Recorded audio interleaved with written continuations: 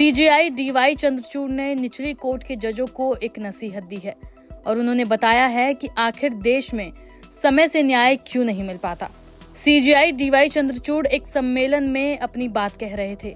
उस दौरान उन्होंने कहा कि ट्रायल कोर्ट के जजों को निडरता के साथ अपना कर्तव्य पूरा करना चाहिए और इस बात को सुनिश्चित करना चाहिए कि लोगों को निष्पक्ष और समय पर न्याय मिले।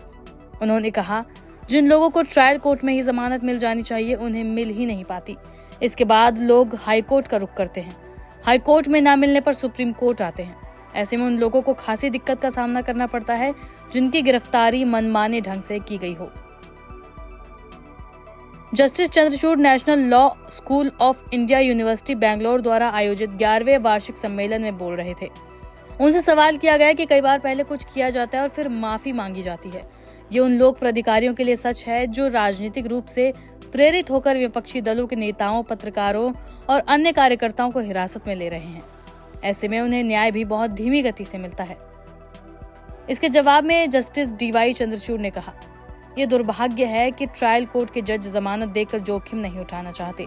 उन्होंने कहा, हम जमानत को प्राथमिकता देते हैं ताकि ये संदेश जाए कि न्यायिक अधिकारियों को विचार करना चाहिए कि बेल देने में कोई जोखिम नहीं है और अपना कर्तव्य पूरा करना चाहिए। उन्होंने जोर देते हुए कहा कि निचली अदालतों पर लोगों का विश्वास होना बहुत जरूरी है।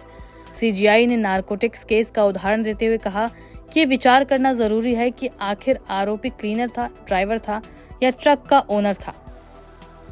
उन्होंने कहा, अगर ड्रग्स के मामले में विचार किया जाता है तो जानना चाहिए कि आरोपी क्या करता था।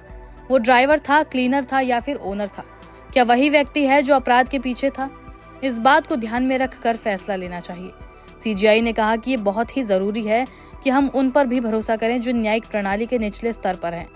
ट्रायल कोर्ट को इसके लिए प्रोत्साहित करना पड़ेगा कि वे लोगों को समस्याओं को सुने और न्याय करें। उन्होंने कहा कि जजों को कॉमन सेंस का इस्तेमाल करना चाहिए।